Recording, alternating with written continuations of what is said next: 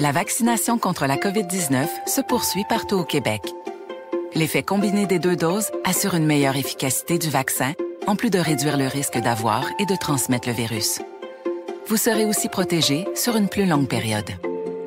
Il est primordial de vous présenter à votre rendez-vous pour la 2e dose du vaccin, peu importe ce qu'il y a d'autre à votre horaire. La 2e dose du vaccin est essentielle. Un message du gouvernement du Québec. Je te dis que dans le Honda CR-V, il y a de la place. Tu peux rentrer plein de choses. En plus, les portes arrière s'ouvrent à 85 degrés. Ça, c'est grand, ça. C'est comme rentrer dans ton ancien gymnase du secondaire. Ah, le ballon chasseur. Louez le Honda CR-V 2021 à partir de 0,99% jusqu'à 36 mois et profitez de bonnies à la location allant jusqu'à 1 000 $ sur modèle sélectionné. Sur approbation de crédit, détails sur honda.ca. Avec une offre pareille, c'est le temps de passer à Honda. Y a quelqu'un? Le commentaire de Mathieu Bock-Côté, dépensé pas comme les autres. En parcourant les journaux ce matin, je tombe sur un article ou un éditorial concernant un sujet assez d'actualité. Mais pour moi, ça va être un dossier qui va faire réagir pas mal aujourd'hui. Et c'est dont on va parler avec Mathieu Bock-Côté. Salut Mathieu. Bonjour. Alors, un texte de Patrick Moreau, un professeur de littérature à Montréal, qui écrit concernant la culture du viol. Ouais, alors Patrick Moreau, qui est aussi le rédacteur en chef de la revue Argument, qui est une excellente revue de notre paysage intellectuel et qui collabore régulièrement au Devoir et qui représente un peu ce qu'on pourrait appeler une certaine idée de la culture, une certaine idée de l'intelligence. Et j'ajouterais, il y a une grande capacité de discernement, de lecture des faits, de lecture des événements au-delà des brumes idéologiques, au-delà des formules convenues et obligées qu'on nous impose dans l'espace public. Et Patrick Moreau avait écrit un très beau livre, Ces mots qui pensent à notre place. Puis il voyait comment toute une série de mots s'imposent à nous aujourd'hui de manière obligatoire et on se sent tous obligés de les utiliser. Et il montrait la charge idéologique qui était portée par chacun de ces mots. Et là, il se penche, donc c'est une méthode de travail chez lui, il décrypte le langage. Et là, il a fait une très bonne réplique à un texte de Suzanne Zacour qui laissait croire que finalement le monde qui est le nôtre serait un monde dominé, le monde occidental, par la culture du viol, centré sur un hétéropatriarcat qui normaliserait le viol à travers 1000 manifestations culturelles et ainsi de suite. Et parce que personne n'a envie de se faire accuser d'insensibilité aux causes féministes, personne n'a envie de se faire accuser de complaisance envers la culture du viol, eh bien rares sont ceux qui vont dire « cela est faux ». Et Patrick Moreau prend son texte et décrypte le texte farfelu, le texte presque halluciné de Suzanne Zacour, puis y a-t-il une culture du viol dans les sociétés occidentales contemporaines? Il décrypte les choses, il fait il condamne sans le moindre doute ce qui se rapproche du viol, l'agression, tout ça, mais il dit au final, est-ce qu'il y a une culture du viol ici? Non. Et c'est un très bon texte qui est un travail d'hygiène intellectuelle. Parce que Mathieu, la réflexion qui est derrière le texte, je pense qu'effectivement faut l'étudier.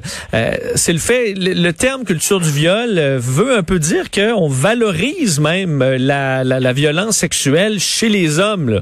On valorise, on normalise, on banalise. C'est ça. C'est-à-dire qu'il y aurait dans la culture des symboles, il y aurait dans le vocabulaire, il y aurait dans l'air ambiant une forme de banalisation, de normalisation de la violence sexuelle, la violence contre les femmes, et jusqu'au viol donc. Et là, Moreau dit, un instant, derrière cette représentation du monde qui présente finalement nos sociétés comme des camps d'exploitation et des camps de domination, des camps d'aliénation pour les femmes qui vivraient véritablement sous le joug d'un désir masculin à la fois sauvage, désinhibé et tyrannique. Lui, il dit un instant. Puis là, il prend la peine, justement, de décrypter. Il dit, est-ce que, par exemple, les œuvres qui nous sont suggérées, qui sont censées valoriser cette culture du viol, est-ce que c'est vraiment le cas?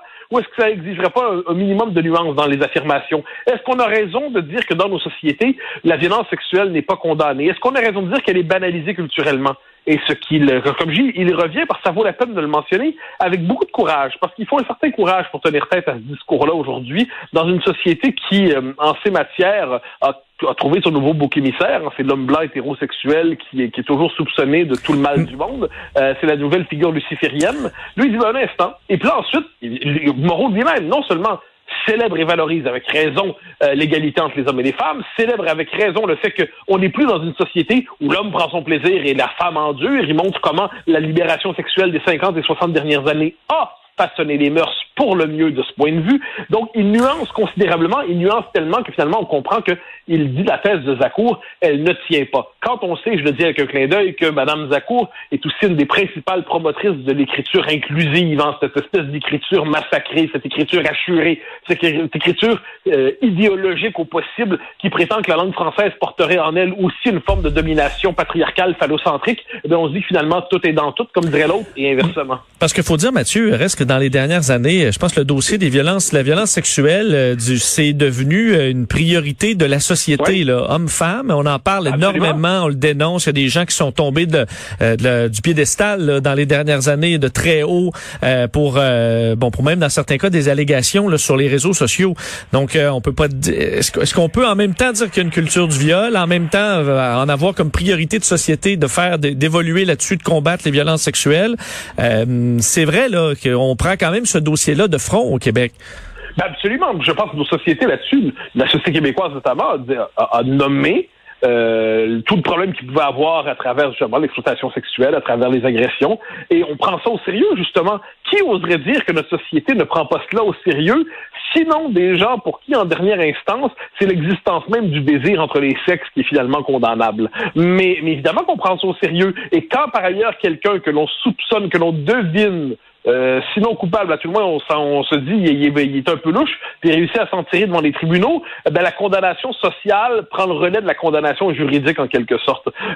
Donc il y a ensuite, effectivement, tu as tout à fait raison de le dire, il suffit quelquefois d'allégations sur Internet pour juger quelqu'un. Donc on dit il suffit que l'accusation suffit en fait pour fonder la culpabilité. Bon, alors on est dans cet environnement-là, donc on peut en penser ce qu'on veut, mais on peut certainement pas dire que cet environnement-là, qui est hégémonique aujourd'hui, est celui d'une culture du viol. Ce qui est encore plus paradoxal, par ailleurs, étrangement, c'est que ceux et celles, et ceux-là, comme on dit aujourd'hui, qui dénoncent cette culture du viol, se montrent très discrets, cela dit, quelquefois, lorsque le viol, lorsque la violence sexuelle se passe dans d'autres cultures ou d'autres sociétés que les sociétés occidentales. Alors là, soudainement, c'est véritablement la symphonie du silence. Hein, soudainement, on se montre très discret. Soudainement, on a très peu à dire. Et comme si, à travers ça, il y avait cette idée que la structure de domination était intimement liée, donc aux sociétés occidentales. Ailleurs, jugées, critiquées sévèrement, là où il y a effectivement quelquefois une culture du viol. On a pu le voir en Égypte, on a pu le voir en Inde, on a pu le voir au Pakistan dans différents moments. On peut le voir, on peut penser à la violence sexuelle, on peut penser, il y en a des cas où et là soudainement, grande discrétion, puis condamner ça et critiquer ça, on serait pas loin du racisme. Ah ben là, comme quoi ça nous dit, finalement, nos amis féministes militantes et radicales, peut-être ont-elles une lecture un peu déformée des événements. Parce que j'avais une discussion, je me souviens, il y a quelques années là-dessus, là, alors que c'était vraiment des nouveaux sujets du jour, là, la culture du viol, puis on essaie de s'imaginer, dans une chambre de hockey, là, moi je fais pas du hockey, là, mais on s'imagine un peu le summum de la masculinité qu'on peut s'imaginer de façon folklorique. Dans une chambre de hockey, là, un gars qui disait, hey, moi, l'autre jour, il y avait une fille chez nous, puis elle était tellement saoule, elle était inconsciente, puis j'ai couché avec pareil. Est-ce que le reste de l'équipe trouve ça hot, ou au contraire, il dénoncerait le geste? Je pense pas qu'il y a aucun des joueurs qui dirait oui, c'est normal, t'as bien fait. Mais ça va de soi. Puis on dirait, je pense que chacun d'entre nous, on dirait, premièrement, t'es un loser. Deuxièmement, t'es une brute et un agresseur. Ouais, c'est criminel. Renverser l'ordre. C'est criminel ce que t'as fait, mon vieux. Qu'est-ce que t'as fait là? C'est inacceptable. Mais évidemment. Et puis c'est ça que je trouve un peu étrange là-dedans, cette présomption de culpabilité qui est posée sur tous les hommes, alors que là, à chacun son témoignage. Mais j'ai l'impression que l'immense majorité des hommes, aujourd'hui à tout le moins, sont particulièrement sensibles à ces revendications-là. Pour eux, la question du consentement va de soi, n'ont pas de mentalité de soudard, n'ont pas de mentalité de type qui s'enorgueillit de prendre sans être désiré. Donc me semble-t-il, nos sociétés ont progressé de ce point de vue. Le féminisme des années 60 a été émancipateur, et 60-70 a été émancipateur à bien des égards. Et ça, on dit soit qu'on dise merci, soit qu'on dise tant mieux, c'est arrivé. Mais là, aujourd'hui, j'ai l'impression qu'on est dans une situation paradoxale où nos sociétés n'ont jamais été aussi égalitaires, mais il y a une frange militante, très radicale, qui s'entêtent à présenter nos sociétés comme un cauchemar et qui, justement, donc, nous disent que culture du viol. Mais ce sont les mêmes qui nous disent, soit dit en passant, privilège blanc et racisme systémique et fragilité blanche et ainsi de suite. Donc, on comprend que derrière cela, il y a une forme d'anti-occidentalisme. Il y a cette idée que toujours le monde occidental doit être présenté de la plus sombre manière, de la plus noire manière. Et c'est à cela que, me semble-t-il, qu'on est en droit de dire non. Et puis, j'ajouterais une chose, parce que ça me frappe beaucoup. J'ai l'impression que chez les femmes elles-mêmes, à tout le moins, je parle pour ce que j'entends, mais elles sont très, très, très, très, très nombreuses à en avoir un peu marre de ce discours-là qui leur est imposé. Et c'est comme si on les accusait d'être des mauvaises femmes si elles ne reprenaient pas de tels concepts. Et ça, c'est assez intriguant. Je le dis même à la manière, soit dit en passant, je m'éloigne un peu de notre sujet, mais tu vas voir, ce n'est pas tant que ça.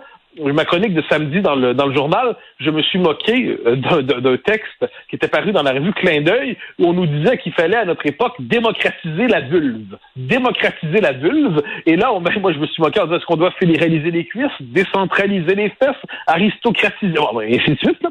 Mais ce qui est intéressant, c'est que des amies filles qui ont lu le texte et qui ont lu le texte à l'origine dans le clin d'œil ont dit, mais on en a assez de ce discours qui nous est imposé de haut, qui correspond pas à l'expérience des femmes réelles, qui correspond pas à l'expérience de l'immense majorité des femmes, mais elles doivent se sentir obligées quelquefois de reprendre ce discours tellement il est imposé à la manière d'une forme de pression symbolique, une pression sociale forte. De la même manière, j'ai l'impression qu'elles sont très nombreuses à se dire aujourd'hui, le consentement, ça va de soi évidemment, la violence sexuelle est absolument condamnable, mais un frôlement d'épaule n'est pas une agression, mais un regard insistant, comme on dit aujourd'hui, c'est pas une agression, et surtout, il n'y a pas une culture du viol au sein de la société québécoise. Mais oser dire cela aujourd'hui, c'est risquer l'accusation d'antiféminisme, de sexisme, d'extrême droite. Comme d'habitude, en fait, c'est toujours ce même procès qui est reconduit. Ouais, des fois, c'est peut-être un anglicisme que t'aimeras pas, là, mais le overkill, là, des fois, ça tue un peu le message, parce qu'entre autres, on parlait de Logan Mayou la semaine passée, il y a 2 semaines, et c'est quand même une problématique, parce que je parlais de la même chambre de hockey, puis je me dis, là, plutôt que je t'ai donné un discours tantôt qui aurait été inacceptable dans une chambre de hockey, mais un gars, par exemple, qui disait, hey, gars, ça, une fille avec qui j'ai couché, elle m'a envoyé des photos tout nues, puis garde-les, ça, ce serait probablement accepté par plusieurs, et ça, c'est dans les choses qu'il faut travailler pour changer les mentalités en disant ça me regarde pas, moi je veux pas l'avoir ta photo, ça peut être envoyé pour montrer à tout le monde. Ça, tu vois, c'est peut-être un pan de la culture qu'il faut changer, mais en voulant ratisser peut-être trop large, on tue un peu le message plus nuancé encore. Mais nos sociétés sont à améliorer, nos sociétés sont perfectibles, nos sociétés sont pas parfaites. J'ai l'impression par ailleurs que ça, c'est mon fond conservateur m'amène à me dire que l'homme au sens large, là, est toujours à reciviliser. C'est-à-dire que laissé à lui-même, il y a toujours des pulsions.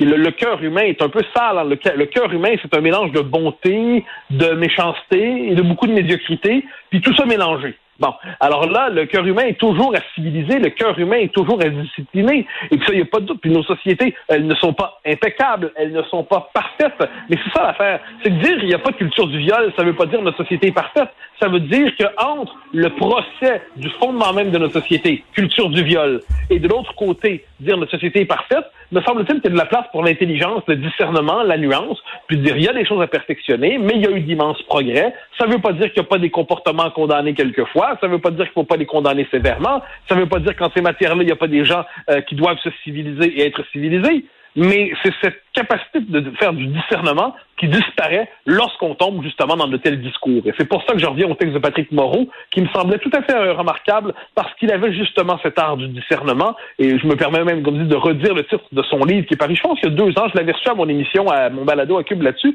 c'est Ces mots qui pensent à notre place. C'est chez Libère, c'est un très beau livre. Je pense que Patrick Moreau est un de nos meilleurs essayistes au Québec, un des plus fins, un des plus subtils, un des plus généreux dans la lecture des textes. Il n'est pas dans la polémique inutile. Il répond aux arguments sans s'enverser dans une espèce de polémique à coups de point d'exclamation. Donc, ça vaut la peine de lire son texte et ça va peut-être même nous conduire à d'autres textes de lui. Parce qu'est-ce qu'on peut se rapprocher à un moment donné quand on est allé trop dans dans les extrêmes, de pouvoir retrouver un endroit pour discuter? À tout le moins, les extrêmes appellent d'autres extrêmes. Il y a un film alors là, je vais témoigner de mon âge, mais il y a un film quand j'étais jeune qui s'appelait Demolition Man. C'était avec Wesley Snipes, je crois, de mémoire, et Sylvester Stallone. Ça nous montrait une société californienne du futur aseptisée au possible. C'était une espèce de Suède radicale, disons ça comme ça. Et là, dans les égouts, vivaient des gens qui mangeaient des hamburgers au rat et qui écoutaient, qui se vivaient sur le mode genre l'espèce de trash permanent, de transgression permanente, de violence permanente. Donc, ils réagissaient à la société hyper aseptisée par le culte de la barbarie. Me semble-t-il qu'entre la barbarie et le monde aseptisé, il nous est possible de retrouver cette belle chose qui s'appelle la civilisation. Ça prend une bonne dose de courage et de persévérance pour traverser une pandémie. Ça prend aussi une bonne dose de patience, de résilience, de confiance, d'optimisme, d'humour et d'amour. Une bonne dose de détermination, d'endurance, d'empathie, de motivation, d'ingéniosité et d'espoir. Mais surtout, ça prend une deuxième dose de vaccin. Un message du gouvernement du Québec. Pour la rentrée, Vidéotron offre un forfait mobile à prix étudiant pour tout le monde. 20 gigs pour seulement 55 $ par mois. Chiche! En gros, ça veut dire que vous n'avez même pas besoin de retourner aux études pour profiter du 20 gigs pour 55 $. Des conditions s'appliquent. Vidéotron. Vincent Dessereau. Le commentaire de Mathieu Bock-Côté. Dépensé pas comme les autres. Et on rejoint Mathieu Bock-Côté. Salut Mathieu. Bonjour! On s'attaque à un dossier très intéressant qui était d'ailleurs dans ton texte ce matin dans le Journal de Montréal, le Journal de Québec, concernant ce débat éthique très complexe sur les réseaux sociaux, à savoir, on veut lutter contre la haine en ligne, tout comme la désinformation d'ailleurs, mais la ligne de ce qu'on doit supprimer, bloquer, supprimer, c'est là, ça c'est vraiment pas clair et c'est un terrain qui est dangereux. Moi, je suis très réservé, pour le dire d'un euphémisme, devant cette idée de lutter contre la haine en ligne. Parce que s'il s'agit de lutter contre la diffamation, il y a déjà des lois pour ça, c'est très bien. À la rigueur, qu'on les rende applicables dans l'environnement des réseaux sociaux. S'il s'agit de lutter contre des appels au meurtre ou ainsi de suite, comme ça existe, évidemment, sans la moindre nuance. Mais la notion de lutte contre la haine est une des notions les plus floues de la vie politique contemporaine. Parce que ce que l'on nomme haine, bien souvent, c'est tout simplement les propos qui entrent en contradiction avec, appelons ça, le discours dominant de l'époque. Je vais donner quelques exemples qui reviennent. En fait, je reviens souvent à ces exemples-là, mais ils me semblent parlants. Quelqu'un qui dit, je me contente pas de critiquer les dérives, par exemple, du christianisme ou de l'islam ou du bouddhisme, mais j'en critique le noyau fondamental de ces religions. Je pense que le noyau est corrompu. Quelqu'un qui dit ça, ce qui est certain, c'est que du point de vue du croyant, et plus encore, pas du croyant ordinaire, mais du croyant intégriste, radical, eh bien, il va interpréter ça très souvent, surtout aujourd'hui, parce que c'est une arme médiatique et juridique, comme un discours haineux. Si quelqu'un dit, puis je reviens sur avec la question de l'immigration parce que c'est une des plus sensibles aujourd'hui. Prenons l'exemple de Michel Barnier. Michel Barnier c'est une figure une grande figure politique française de centre-droit, donc c'est un homme modéré. Là. Si on n'est pas devant un extrémiste, il vient de proposer un moratoire sur l'immigration. Pas de baisse des seuils, là. Il n'y a pas de question de seuil en France, là, mais il vient de proposer un moratoire. Aujourd'hui, quelqu'un qui proposerait ça dans notre environnement médiatique ou politique serait accusé de propos haineux, très certainement. Quelqu'un qui, comme J.K. Rowling, a eu l'audace incroyable d'affirmer, on en parlait récemment, que les femmes ont des menstruations et les hommes n'en ont pas, a été accusé de propos haineux.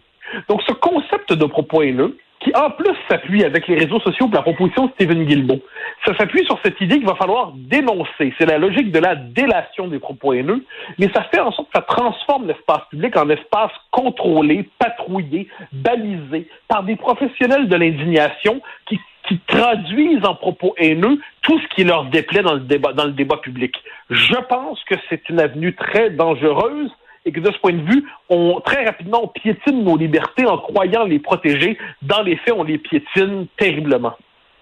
Ouais, parce qu'on comprend que il y a des là présentement on supprime les cas les plus extrêmes, un message par exemple, et que ça c'est compliqué, c'est souvent assez long, mais le travail se fait là dans des cas extrêmes. Là, c'est qu'on veut s'attaquer un peu au fond de certaines idéologies, et là ça devient compliqué. On peut penser nous de notre côté, si tu dis ISIS, l'État islamique s'installe avec des forums et lessive le cerveau de certaines personnes, tu dis parfait, on veut supprimer ça, mais soudainement il y a d'autres sujets. ben là, moi, là-dessus, je suis plus nuancé. Pourquoi on devrait supprimer celui-là? Donc là, ça devient compliqué. Oui, puis moi, je pousserais, alors, même sur la question de l'apologie du terrorisme. Alors ça, je sais que c'est sensible, mais évidemment, comme tout le monde, je trouve que l'apologie du terrorisme est abjecte, sans le moindre doute. Mais il va falloir s'assurer de baliser ça très, très, très finement. Parce que, prenons par exemple simplement quelqu'un qui dirait du bien, ce qui n'est pas mon cas, mais du bien du FLQ. Du point de vue historique, en disant le FLQ, ça a été trop loin, ça fait les choses nécessaires. C'est pas mon avis, mais c'est l'avis de certains. Est-ce que ça doit être interprété comme une apologie du terrorisme? Quelqu'un qui dirait l'IRA en Irlande a été nécessaire. Bon, c'est compliqué. Puis l'IRA, avant les insurrections, en fait, qui culminent avec l'indépendance, donc la semi-indépendance du début des années 20, l'IRA est vu comme un mouvement terroriste. Ben, à l'inverse, de l'autre côté, il y aurait, pour certains, le Hezbollah, là, certains qui seraient beaucoup nuancés sur leur histoire, alors que d'autres pas du tout. Et puis moi, sur la question du Hezbollah, le Hamas, moi, je suis assez tranché, mais je conçois que, tu vois, tout ça, j'ai en ces questions, je trouve qu'on entre sur un terrain qui est faussement évident. Et de ce point de vue, je pense, je suis très libéral sur ces questions-là au sens philosophique, je pense que nos sociétés devraient préférer l'abus de liberté à l'abus de contrainte sur la liberté d'expression. Doivent se dire que je préfère entendre davantage de choses qui me choquent, qui m'agacent, qui m'agressent, plutôt que de dire on va toujours resserrer davantage pour éviter de froisser la sensibilité des uns et des autres. Puis je pense qu'en démocratie, chacun devrait se faire une forme de corne morale pour être capable de tenir, justement. On entend des choses qui nous choquent, qui nous heurtent, qui nous plaisent pas, mais ça fait partie de la vie. Parce que sinon, comme je le dis, je pense qu'on s'en va directement vers là. Les propos sur la lutte contre les propos haineux, il y a une dimension là-dedans, ça s'arrête pas. Je t'ai déjà donné l'exemple de Humza Yousaf, le ministre écossais de la Justice, qui a quand même il a fait une loi pour permettre la délation des propos haineux qui se tiennent à l'intérieur du foyer. Alors, à l'instant, donc là, j'invite des gens à souper chez moi, on s'entend pas, ils trouvent que ce que je dis n'a pas d'allure, ils pourraient aller me dénoncer pour ce que j'ai dit chez moi entre les quartiers de ma maison. Et ça, t'as absolument raison, ça n'a pas de sens. Mais ça a été voté en Écosse. Donc, chaque fois que moi, c'est une chose qui m'a toujours frappé, c'est qu'on se dit toujours, ça peut pas arriver tellement c'est fou. Puis 5 ans plus tard, ça arrive, puis passe pour fou ceux qui se désolent du fait que ça arrive. Donc, je pense que sur ces questions-là, il faut avoir des garde-fous très forts, et surtout les libéraux fédéraux, quand on voit la définition qu'ils ont de la haine en général, quand on voit le rapport qu'ils ont au nationalisme québécois, quand on voit comment ils perçoivent la loi 21, quand on voit ce que certains fédéraux pensent, par exemple, qui ont osé faire le lien entre l'attentat de London et la loi 21. On a eu quand même, ce discours-là circulait. Ça, moi, je me méfie un peu. Leur définition des propos haineux, assez rapidement, ça va retoucher la laïcité. D'ailleurs, on a certains de nos collègues, Jamila Benhabib, Richard Martineau, ça a déjà été même mon cas, qui ont s'est retrouvés bannis de Facebook pendant quelques jours, quelques heures, et ainsi de suite, parce que on avait tenu des propos qui choquaient la communauté. On voit aujourd'hui que quand on nous dit que le gouvernement veut faire un espèce de minimum, puis incite les plateformes à en faire toujours plus dans la régulation des soi-disant propos haineux. Quand on voit qu'aux États-Unis, Facebook se permet de bannir Donald Trump. Nul besoin d'aimer Donald Trump pour dire que celui qui était président des États-Unis, qu'on l'aime ou non, qu'on soit très, très, très sévère à son endroit ou qu'on lui trouve des circonstances atténuantes, on ne bannit pas, me semble-t-il, de la vie politique. Des adversaires dans nos sociétés ont des combats, on les critique, mais on ne chasse pas de l'espace public, on ne croit plus à l'ostracisme. Donc voilà pourquoi je pense que tout ça, pour moi, c'est une tendance très, très, très inquiétante. Et je trouve que très peu c'est très étrange, il n'y a pas de... On dirait que la méfiance qui devrait se manifester devant ça, elle n'est pas présente. On dirait qu'il y a une forme de mollesse d'esprit devant de telles propositions, alors que c'est fondamentalement la définition même de notre démocratie qui est en jeu. C'est des débats qui vont continuer assurément parce que la ligne, chacun la place à un endroit différent. Merci beaucoup Mathieu, on se reparle demain. Absolument, bonne journée. Salut. Persévérance pour traverser une pandémie. Ça prend aussi une bonne dose de patience, de résilience, de confiance, d'optimisme, d'humour et d'amour. Une bonne dose de détermination, d'endurance, d'empathie, de motivation, d'ingéniosité et d'espoir. Mais surtout, ça prend une deuxième dose de vaccin. Un message du gouvernement du Québec. Je te dis que dans le Honda CR-V, il y a de la place. Tu peux rentrer plein de choses. En plus, les portes arrière s'ouvrent à 85 degrés. Ça, c'est grand, ça. C'est comme rentrer dans ton ancien gymnase du secondaire. Ah, le ballon chasseur. Louez le Honda CR-V 2021 à partir de 0,99% jusqu'à 36 mois et profitez de boni à la location allant jusqu'à 1 000 $ sur modèle sélectionné. Sur approbation de crédit, détails sur honda.ca. Avec une offre pareille, c'est le temps de passer à Honda. Y a quelqu'un? Le commentaire de Mathieu Bock-Côté, dépensé pas comme les autres. Salut Mathieu. Bonjour. Alors, on s'approche, qu'on le veuille ou non. En fait, la majorité des Canadiens ne sont pas très pressés nécessairement de se rendre en élection, mais ça semble inévitable et dans les prochaines semaines. Et selon toi, c'est peut-être l'occasion de quoi faire notre liste d'épicerie du Québec? Oui, en fait, je dirais, c'est que là, on va nous faire une élection sur la question de la pandémie. En fait, l'argument, ça va être qu'il faut construire une majorité, bien qu'on ne voit pas en ce moment quelles sont les propositions gouvernementales qui sont bloquées par le Parlement minoritaire. Est-ce qu'il y a véritablement des obstacles tels qui justifieraient d'aller en élection? Il n'y en a pas. Ensuite, la pandémie, comme moi je suis de ceux qui disent qu'il y a de la 4e à la 16e vague, on va paniquer. Un moment donné, il faut vivre avec cette réalité-là, c'est là. Et là, manifestement, le Canada s'en tire pas si mal. Donc, on n'est pas dans un moment où les élections sont urgentes pour être capable de mettre en place une nouvelle politique vaccinale, une nouvelle politique sanitaire. Bon. Donc, manifestement, ce sont des élections pour rien. Une fois que c'est dit, il n'y a pas que la pandémie dans la vie. La formule peut sembler étrange, mais elle est vraie. Il n'y a pas que la pandémie dans la vie. Et depuis quelques années, on a assisté au Québec à une forme de remontée de questions qui touchent à ce qu'on appelait autrefois la question nationale. Et me semble-t-il qu'avec la remontée de la question linguistique, avec la question du débat sur l'immigration qui perce de plus en plus, avec la question de la loi 21 qui est contestée par les tribunaux, ne l'oublions pas. Le gouvernement et François Legault qui a un rapport de force exceptionnel qu'on n'a pas vu chez un premier ministre du Québec depuis très longtemps. Je vois pas à quel moment le premier ministre du Québec a eu un tel rapport de force par rapport à la scène politique fédérale. Parce que tous les partis veulent être capables de faire un peu leur course ici, leur course électorale. Eh bien, c'est l'occasion, me semble-t-il, de forcer les partis fédéraux à se commettre sur des engagements qui sont réalistes, mais qui correspondent aux besoins vitaux du Québec, me semble-t-il. Et c'est l'occasion, de ce point de vue de François Legault, d'imposer un rapport de force à tous les partis politiques fédéraux qui, d'une manière ou de l'autre, veulent se faire bien voir au Québec et obtenir l'appui des francophones. Mais on comprend, j'ai l'impression que les conservateurs peuvent être assez faciles à travailler là-dessus, ont besoin vraiment de gagner des points au Québec. Justin Trudeau, on dirait, est tellement rendu insaisissable parce qu'il répond plus à rien, que ça devient difficile de mettre de la pression sur quelqu'un qui te glisse entre les mains là, dès que tu essaies de le serrer un peu. Je suis absolument d'accord. Je pense qu'il a toujours été comme ça. Mais là, on est quand même dans un moment où, par exemple, Mélanie Joly a voulu devenir la grande défenseur, la grande défendresse du français. Hein. On le fait avec son projet de loi. Donc, le gouvernement veut envoyer des signaux qu'il tient compte minimalement des intérêts des Québécois francophones. Bon, ensuite, on peut penser que ça manque terriblement de crédibilité.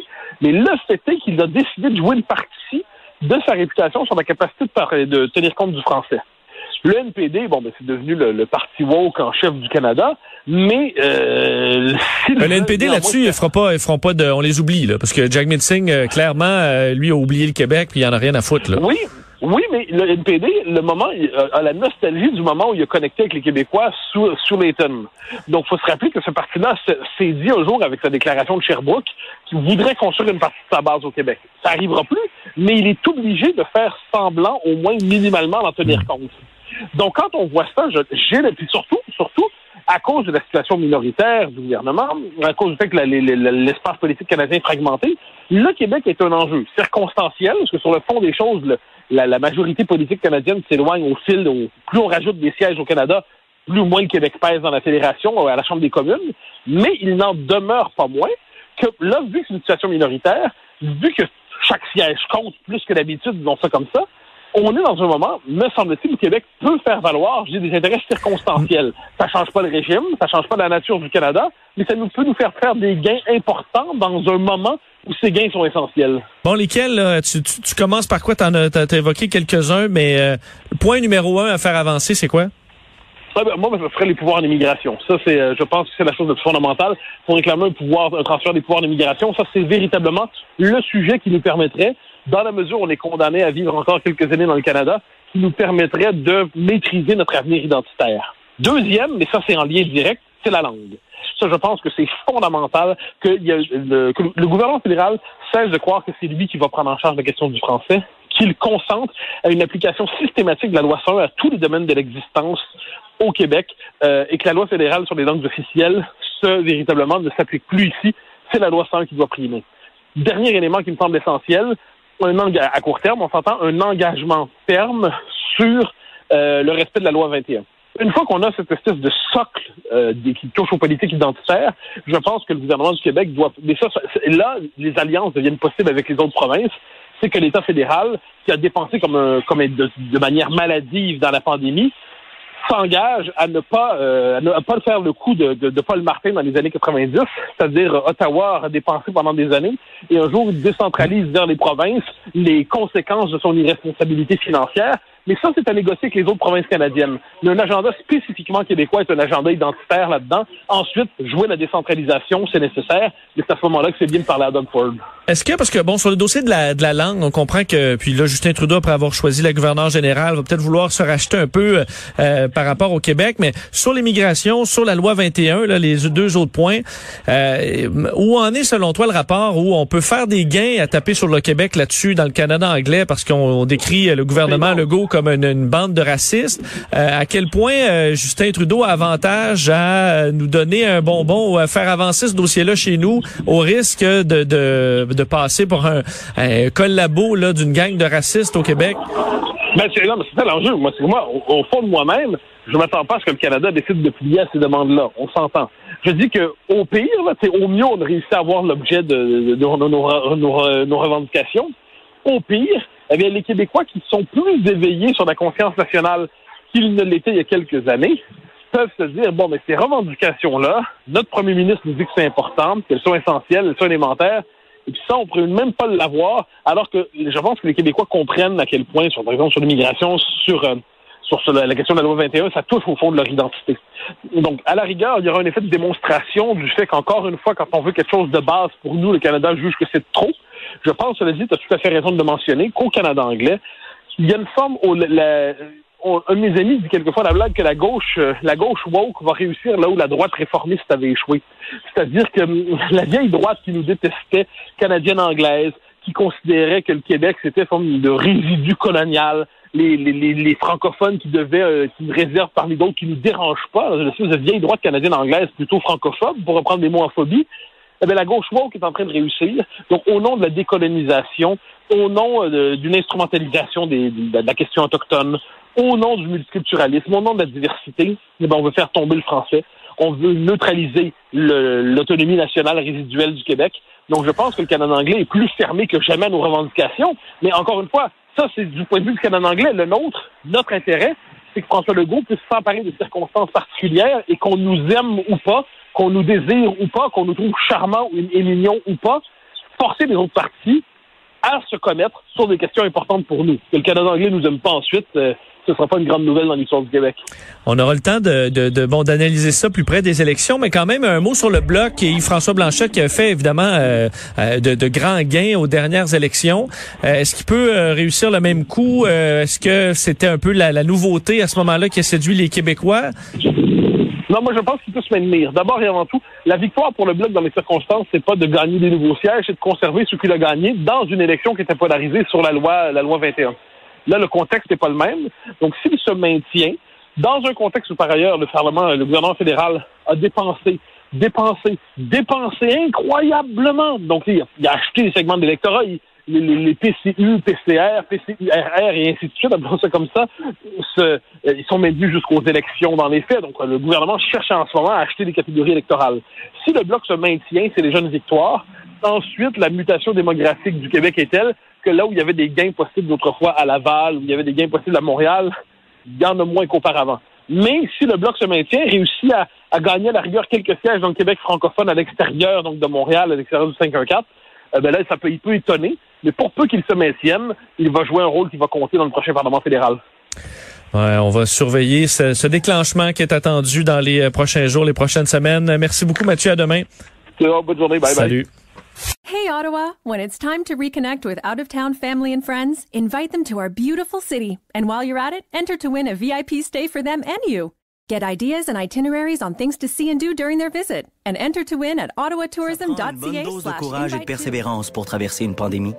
Ça prend aussi une bonne dose de patience, de résilience, de confiance, d'optimisme, d'humour et d'amour. Une bonne dose de détermination. d'endurance, d'empathie, de motivation, d'ingéniosité et d'espoir. Mais surtout, ça prend une deuxième dose de vaccin.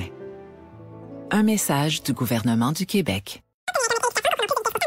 Ça, c'était notre publicité à la vitesse de l'Internet LX400 de Vidéotron. C'est un petit peu trop vite pour qu'on la comprenne. Donc, je vais vous la répéter. Obtenez l'Internet LX400 comprenant plus de vitesse pour toute la maison pour seulement 70 $ par mois. Les conditions s'appliquent. Vidéotron. Le commentaire de Mathieu Bock-Côté. Dépensé pas comme les autres. Et on rejoint Mathieu Bock-Côté. Salut Mathieu. Bonjour. Avant de passer au sujet principal, aujourd'hui, tu as vu que le passeport vaccinal était maintenant annoncé. François Legault l'a confirmé tantôt. Il y aura point de presse dans les prochains jours pour donner tous les détails là-dessus, mais on va de l'avant.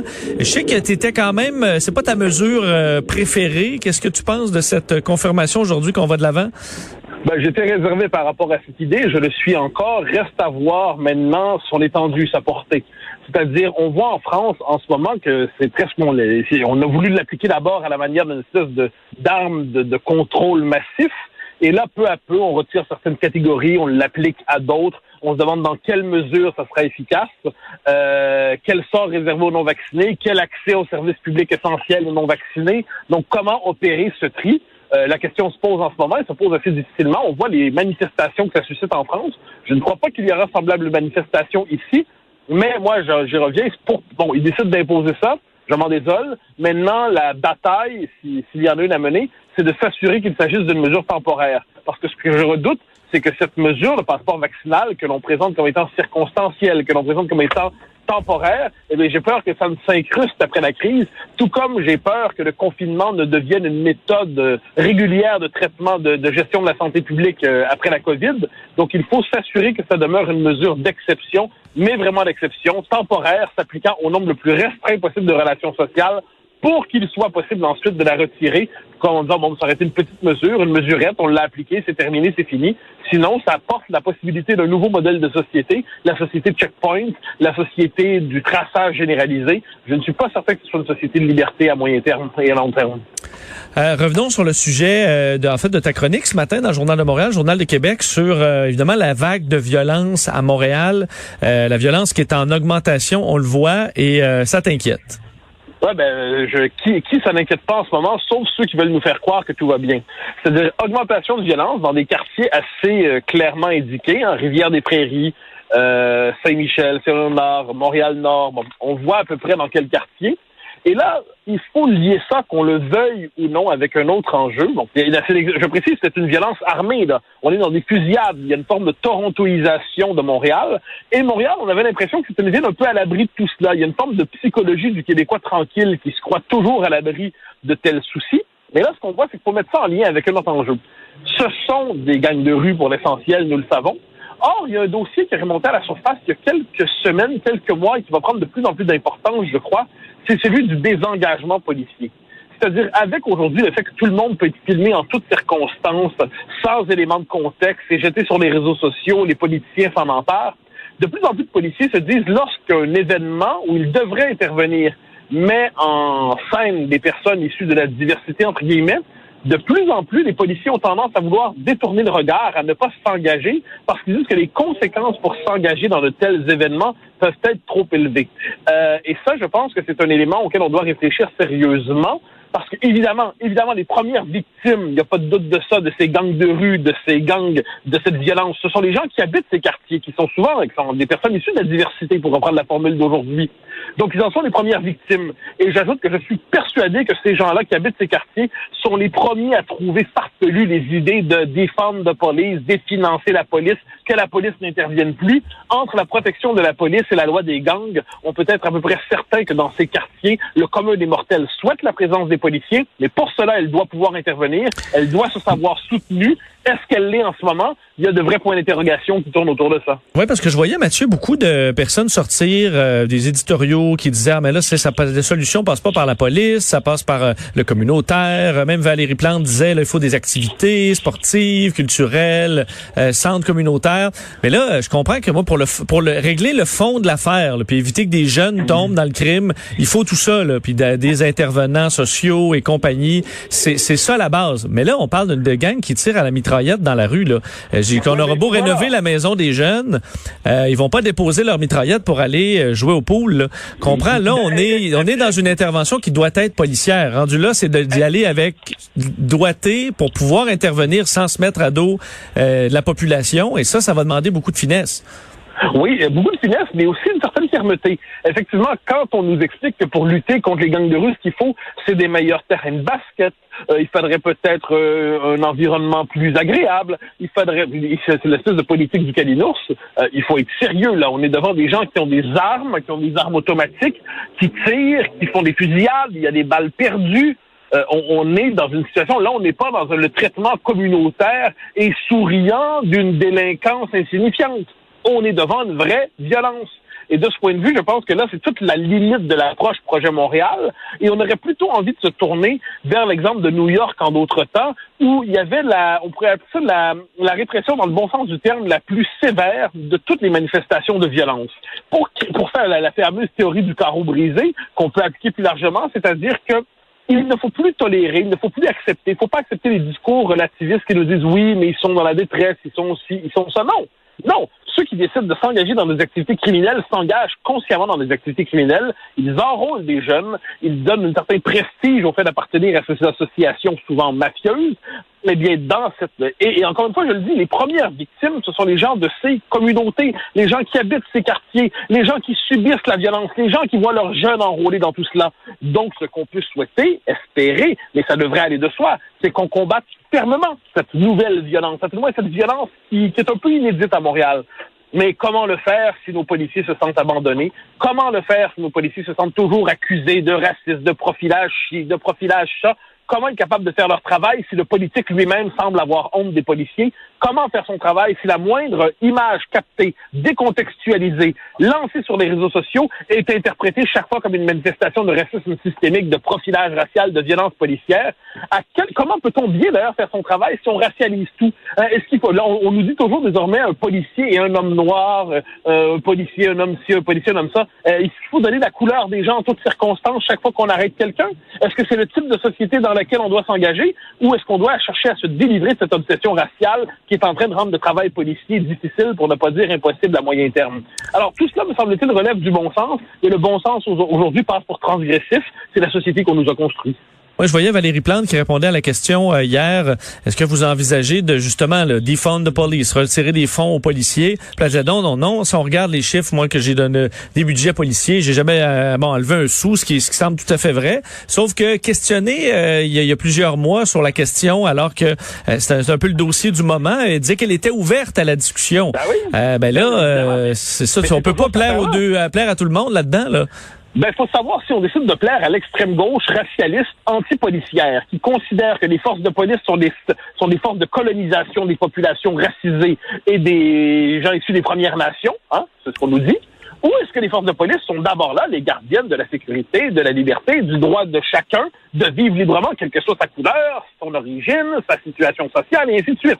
Et là, on peut pas plaire à la fois à cette espèce d'extrême gauche, on peut pas plaire, pour le dire tout ainsi, aux citoyens ordinaires et aux militants style Will Prosper, et ainsi de suite. On ne peut pas plaire à tout ce monde-là en même temps. Alors, il faut choisir. Madame Plante, pour l'instant, peine à choisir. Je crois que Denis Coderre, en la matière, parce qu'il y a une course quand il est à mairie dans les prochaines semaines, a une position plus tranchée, bien qu'encore. Mais je pense que ça va être un enjeu. La question de la sécurité, on espérait que ça ne devienne jamais un enjeu au Québec. La question de la sécurité est en train de devenir un enjeu chez nous. Et ça, il faut savoir y répondre autrement, je le dis, qu'avec la politique de l'accolade, du basketball, de la tendresse et du sourire. Il faut aussi dire que quelquefois, il faut que la force se manifeste devant la violence légitime. Et on ajoutera un élément tout simple là-dedans. Il faut que les politiques tranchent et cessent d'être prises en otage par cette espèce d'extrême gauche anti-police qui présente tous les policiers comme des racistes en puissance. Merci Mathieu. On se reparle demain. Courage et de persévérance pour traverser une pandémie. Ça prend aussi une bonne dose de patience, de résilience, de confiance, d'optimisme, d'humour et d'amour. Une bonne dose de détermination, d'endurance, d'empathie, de motivation, d'ingéniosité et d'espoir. Mais surtout, ça prend une deuxième dose de vaccin. Un message du gouvernement du Québec. La toute nouvelle Honda Civic 2022 est arrivée et il y a tellement de raisons de l'aimer. Un intérieur plus spacieux et des vues plus vastes sur la route? Oui. Des technologies avancées au bout des doigts? Oui. Des caractéristiques de sécurité innovantes qui rendent notre monde un peu plus sécuritaire? Oh oui! La voiture la plus vendue au pays depuis 23 ans en offre plus que jamais. Dites oui à une toute nouvelle génération de Civic. Dites oui à la toute nouvelle Honda Civic 2022. Visitez votre concessionnaire Honda du Québec pour en savoir plus. Le commentaire de Mathieu Bock-Côté, dépensé pas comme les autres. Salut Mathieu. Bonjour. Oh, alors, est-ce que la commission relève de la CAQ t'a fait plaisir avec son idée de musée de l'histoire nationale du Québec? Je trouve que c'est une excellente idée. Ça nous rappelle, si je peux dire, que les jeunes caquistes sont d'abord et avant tout de jeunes nationalistes. Je me souviens, j'avais fait une conférence pour eux sur la question de la liberté d'expression il y a quelques années, et j'avais été frappé. Je pensais me retrouver devant des jeunes passionnés d'abord et avant tout d'économie, d'idées de gestion, et c'était d'abord de jeunes nationalistes, et ils en font encore la preuve aujourd'hui. On est dans un contexte un peu étrange aujourd'hui où l'histoire du Québec est morcelée, saucissonnée. Elle est mal servie par l'université, il faut le dire, qui fonctionne à l'historiographie pénitentielle. On est dans un moment de culpabilisation globale des Québécois et des peuples occidentaux en général. Et là, les jeunes caquistes nous disent, un instant, cette histoire mérite non seulement d'être racontée, mais d'être mise en scène, d'être célébrée, parce qu'un musée a quand même une dimension de commémoration. Et ce serait l'occasion pour les Québécois d'avoir un lieu voué à la réappropriation de leur histoire. Au même moment, ça vaut la peine de le dire, Télé-Québec nous propose une émission de télévision où, au nom de la décolonisation de l'histoire du Québec, il faudrait la réécrire à l'encre du multiculturalisme, à l'encre de ce qu'on appellera la wokerie aujourd'hui, le wokisme. Alors, il y a une forme de contradiction, mais je préfère largement le point de vue de la relève caquiste, qui est une relève qui sait qu'un peuple qui n'a pas de conscience historique est condamné à s'aplatir, et je trouve que c'est une très belle proposition, franchement, je la salue. Mais... J'ajoute un petit détail qui c'est qu'ils nous disent, ils en proposent même, ils ont cette idée, on va proposer, mais on propose la trame. Et c'est quoi la trame de cette histoire? C'est l'histoire d'un peuple qui, en Amérique, dans l'adversité, survit et se maintient dans son identité, avec en son cœur la volonté de vivre et de penser, d'exister en français. Autrement dit, c'est une histoire sous le signe de la nation et de la trame la plus profonde de notre histoire, c'est-à-dire la volonté de survivre et d'exister comme peuple. Donc moi, je dis bravo, franchement, c'est une excellente proposition. Oui, parce qu'on semble vouloir décrire ça comme une épopée, là, c'est les mots utilisés. Puis je cite un extrait, là, c'est le récit de la survie et de l'épanouissement d'une culture singulière et francophone dans un continent massivement anglophone. Et cette différence collective a de quoi nous rendre fiers. Mais en même temps, Mathieu, je sens que tu y vois là raconter l'épopée québécoise. Ouais, il y en a qui sont en train de t'insulter, mais il y en a donc Mathieu qui voit ça comme une grande épopée et d'autres qui vont dire ben non, c'est un musée de la promotion blanche colonisatrice. Oui, non, mais évidemment qu'aujourd'hui, dès qu'une nation s'affirme, on l'accuse d'être blanche, colonisatrice, et ainsi de suite. C'est rendu des insultes habituelles. Mais nous ne devons pas nous définir en fonction de nos adversaires de mauvaise foi, de ceux qui veulent toujours nous faire de nous le procès le plus détestable, le plus méprisant. Donc, on ne doit pas se définir en fonction de ça. J'ajouterais, je ne sais pas si tu as déjà eu l'occasion d'aller visiter les bibliothèques de présidents américains, la bibliothèque JFK, la bibliothèque Nixon, la bibliothèque Reagan, et ainsi de suite. Non. J'en ai visité quelques-unes. Ce sont des visites donc c'est des bibliothèques, mais qui sont aussi des musées voués à la mise en valeur de l'héritage de tel président. Ce qui fait que c'est normalement lié d'où venait le président en question.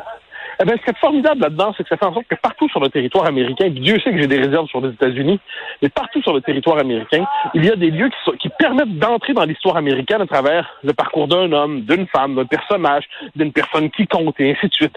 C'est formidable. Eh bien, ça permet au peuple de s'approprier son histoire, que ça fait en sorte que ça décloisonne l'histoire qui n'est plus qu'un savoir académique, qui n'est plus seulement non plus un savoir idéologique comme c'est le cas trop souvent. Non, ça devient la matière première de l'identité collective. Et qu'on soit souverainiste, fédéraliste, autonome, de gauche, de droite, nous participons à la même aventure collective. Et dans cette histoire, il y a quelque chose qui nous relie, qui nous unit. C'est justement cette idée que comme peuple, on veut survivre, on veut tenir. Puis peut-être, certains d'entre nous, ils veulent que ça se parachève dans l'indépendance, mais même si c'est pas l'objectif des autres, eh bien, il y a cette idée que comme peuple, on veut se maintenir. Alors évidemment, aujourd'hui, ceux qui considèrent qu'on ne devrait pas exister, qui nous réduisent au statut de blanc parmi d'autres. Ils seront pas contents, ben qu'ils soient pas contents. Je veux dire, franchement, il y a des limites à chercher à faire plaisir à des gens qui nous traitent de racistes.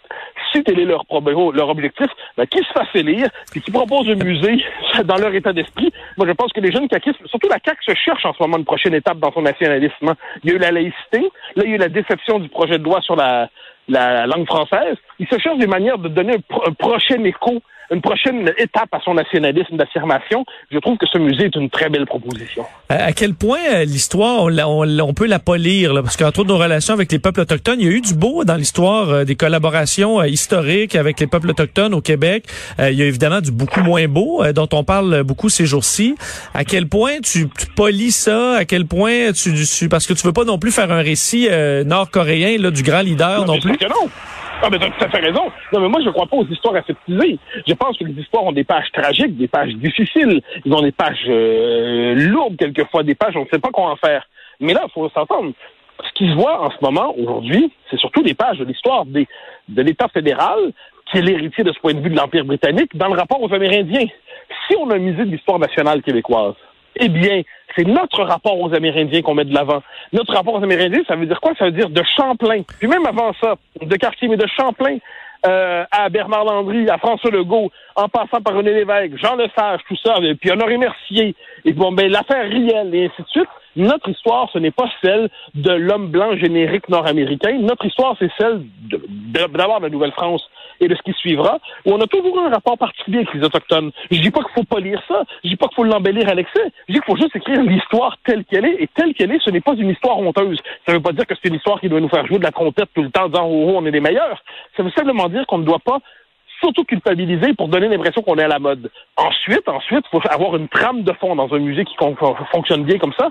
La trame de fond, me semble-t-il, c'est celle de ceux qui sont arrivés ici, qui l'ont vu en 1534, qui l'ont fondé en 1608 et qui ont créé quand même une aventure en Amérique qui mérite de se poursuivre. Et évidemment, je plaide coupable, je ne me sens pas coupable, je plaide coupable de ne pas me sentir coupable d'être un Québécois heureux de son histoire, fier de son histoire, et qui se dit que ces 400 ans d'histoire ne sont pas honteuses, et qu'on a tout à fait le droit d'habiter mentalement notre pays, de le nommer, de le poursuivre, de le parachever. Aujourd'hui, c'est plus à la mode de dire ça, mais je suis de ceux qui croient que cette histoire mérite de se poursuivre. Et en terminant, j'aime quand même ça, je m'intéresse toujours à ce que les commissions jeunesse vont dire, parce que c'est quand même intéressant de voir des jeunes qui s'intéressent encore à la politique. Là, on parlait de la commission jeunesse des libéraux l'autre fois qui amenait la question du 4 jours semaine. Puis bon, qu'on en débatte, c'était sain.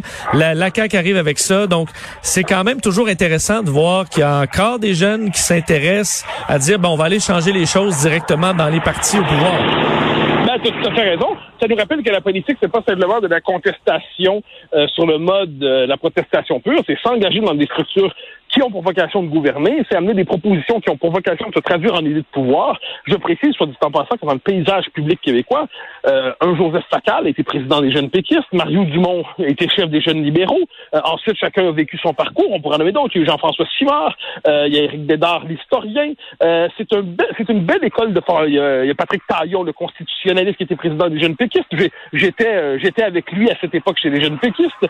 On pourrait donner beaucoup d'exemples de ces gens qui aujourd'hui servent de très belle manière la vie publique et qui sont d'abord formés dans des ailes jeunesse des partis politiques. De ce point de vue, je suis de ceux qui considèrent que c'est une des plus belles écoles de formation qui soit. Et en plus, on le voit aujourd'hui, elles sont capables de propositions fécondes pour l'ensemble du Québec.